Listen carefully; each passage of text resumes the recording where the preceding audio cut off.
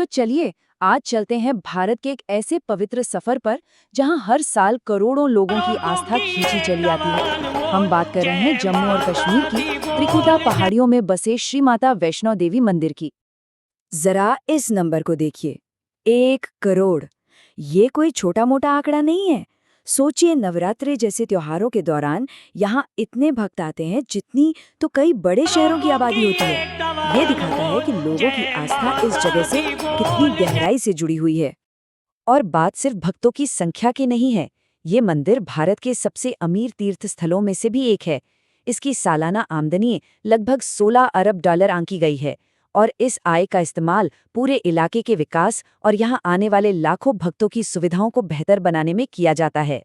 तो आखिर क्या है वो कहानी जो लाखों करोड़ों लोगों को इन मुश्किल पहाड़ों की तरफ खींच लाती है? चलिए जानते हैं उस कथा को जो इस जगह को इतना पवित्र और शक्तिशाली बनाती है। तो कहानी कुछ यूं है कि भैरवनाथ नाम का एक तांत्रिक युवा वैष्णो देवी पर मोहित हो गया था। जब देवी ने उसके गलत इरादों से बचने के लिए त्रिकुटा की पहाड़ियों का रुख किया तो वो भी उनके पीछे पीछे चल पड़ा। आखिर में तंग आकर देवी ने मां दुर्गा का शक्तिशाली रूप धारण किया और एक गुफा के अंदर अपनी तलवार से उसका सिर धड़ से अलग कर दिया।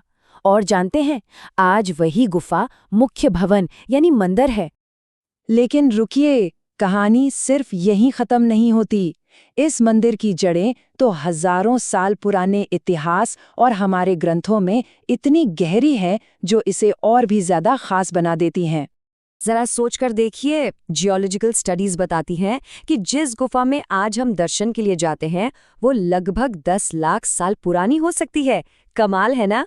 यही नहीं, हजारों साल पहले ऋग्वेद में इसका जिक्र मिलता है। और तो और महाभारत में भी लिखा है कि कुरुक्षेत्र के महायुद्ध से पहले अर्जुन ने जीत का आशीर्वाद पाने के लिए यहीं पर देवी की पूजा की थी। और ये बात सिर्फ हम नहीं कह रहे, जम्मू कश्मीर के पूर्व राज्यपाल श्री जगमोहन भी इस पर जोर देते हैं। उनका कहना है कि ये तीर्थ महाभारत से भी पुराना है। माना जाता है कि खुद भगवान कृष्ण ने अर्जुन को सलाह दी थी कि युद्ध से पहले यहाँ आकर देवी का आशीर्वाद जरूर लें। और एक सबसे दिलचस्प बात यह है कि वहाँ के लोग आज भी इस जगह को सीधे महाभारत के नायकों से जोड़ते हैं। ऐसा माना जाता है कि पांडवों ने ही देवी का शुक्रिया अदा करने के लिए यहाँ सबसे पहले मंदिर बनवाए थे। ये इस जगह की प्राचीनता का एक और बड़ा सबूत है।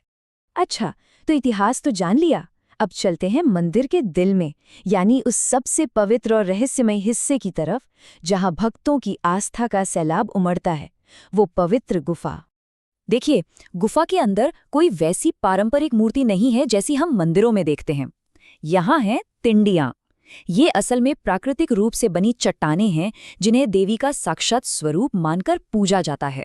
ये 3 पिंडियाँ असल में देवी के 3 दिव्य रूपों का प्रतीक हैं। महाकाली जो बुराई का नाश करती हैं, महालक्ष्मी जो धन और समृद्धि का आशीर्वाद देती हैं, और महासरस्वती जो हमें ज्ञान और विवेक का रास्ता दिखाती हैं। तो यहाँ वैष्णो देवी इन तीनों शक्तियों के मिले जुले रूप में पूजी जाती हैं।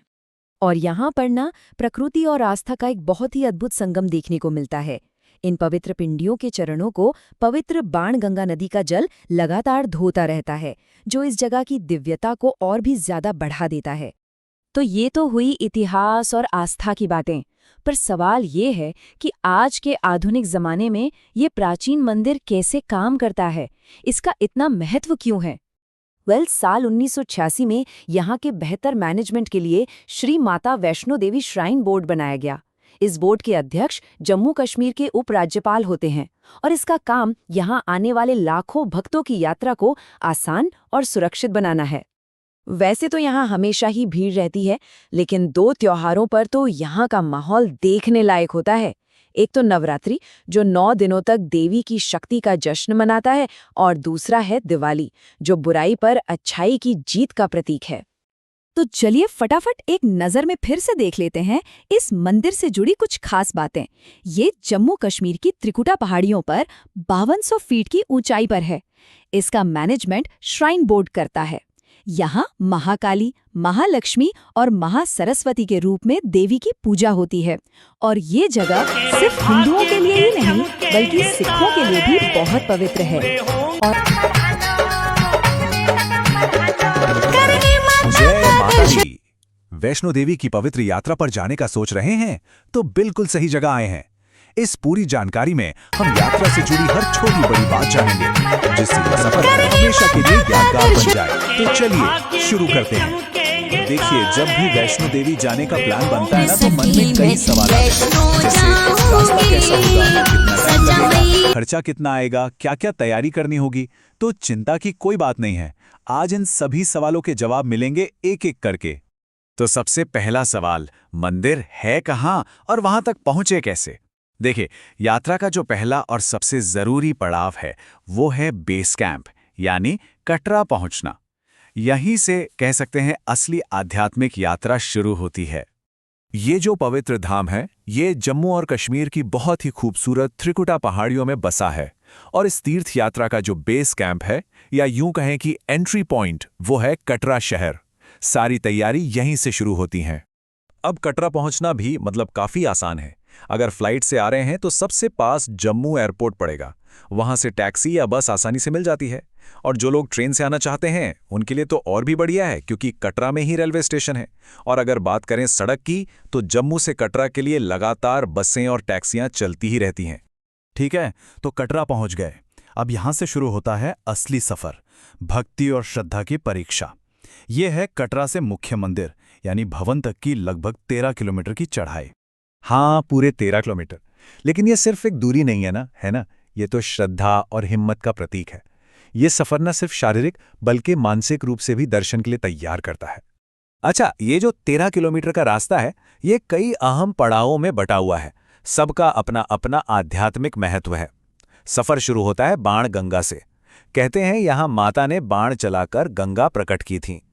फिर आता है चरण पादुका, उसके बाद अर्धकुंवारी गुफा, फिर सांझी छत, और आखिर में हम पहुंचते हैं भवन, जहां मां की पवित्र गुफा के दर्शन होते हैं। अब सवाल ये है कि ये 13 किलोमीटर का सफर तय कैसे किया जाए। तो देखिए, इसके लिए भी कई ऑप्शंस हैं। हर कोई अपनी शारीरिक क्षमता और सुविधा के हिसाब से चुन सकता है। तो चलिए इन ऑप्शंस को देखते हैं। सबसे पहला और पारंपरिक तरीका है पैदल चलना, जिसमें करीब 5 से 8 घंटे लग जाते हैं। अगर एनर्जी बचानी है तो घोड़े या खच्चर एक बहुत पॉपुलर ऑप्शन है। फिर पालकी की सुविधा भी है, खासकर बुजुर्गों के लिए या जिन्हें चलने में दिक्कत हो। और हाँ, सबसे तेज ऑप्शन है हेलीकॉप्टर, जो आपको सीधे कटरा से सांझी छत तक ले जाता है। चलिए अब आते हैं प्लानिंग के 2 सबसे जरूरी हिस्सों पर। एक तो ये कि यात्रा के लिए सबसे सही समय कौन सा है, और दूसरा अपने साथ क्या क्या तैयारी करके चलनी चाहिए। अगर मौसम की बात करें तो सबसे बढ़िया टाइम होता है मार्च से जून और फिर सितंबर से नवंबर के बीच। इन महीनों में मौसम एकदम सुहाना रहता है और चढ़ाई करने में मजा आता है। वहीं सर्दियों में यहाँ कड़ाके की ठंड पड़ती है, और बारिश के मौसम में मतलब मॉनसून में रास्ते काफी फिसलन भरे हो जाते हैं। तो इन महीनों में थोड़ी एक्स्ट्रा सावधानी बरतनी पड़ती है। और हाँ, एक प्रो टिप, अगर भवन में लंबी लाइनों से बचना है तो कोशिश करें कि दर्शन सुबह सुबह मतलब 4 से 8 बजे के बीच या फिर देर रात में करें। इस टाइम पर भीड़ काफी कम मिलती है। अब निकलने से पहले ये जरूरी सामान की लिस्ट एक बार देख लीजिए। सबसे इंपॉर्टेंट है यात्रा पर्ची। ये ऑनलाइन भी बन जाती है और कटरा पहुंचकर ऑफलाइन भी। फिर आरामदायक जूते तो बहुत जरूरी हैं। मौसम के हिसाब से गर्म कपड़े रख लें, खासकर सर्दियों में जा रहे हैं तो। साथ में एक पानी की बोतल और कोई भी एक सरकारी पहचान पत्र रखना बिल्कुल मत भूलिएगा। अब आते हैं एक और जरूरी सवाल पर, पैसा। मतलब इस पूरी यात्रा में अनुमानित खर्चा कितना आ सकता है। चलिए इस पर भी एक नजर डालते हैं। देखिए, खर्चा पूरी तरह से इस बात पर निर्भर करता है कि आप चढ़ाई के लिए कौन सा तरीका चुनते हैं। पैदल यात्रा तो समझ लीजिए कि लगभग मुफ्त ही है। वहीं घोड़े या पालकी का जो रेट है वो दूरी के हिसाब से तय होता है। और सबसे महंगा ऑप्शन है हेलीकॉप्टर, जिसका एक तरफ का किराया लगभग 2000 से 3500 रुपए के बीच पड़ता है। तो अपने बजट के हिसाब से चुनाव करना आसान हो जाता है।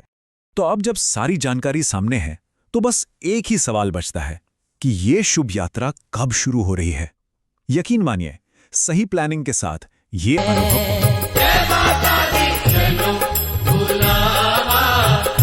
भवन पे झंडे झूले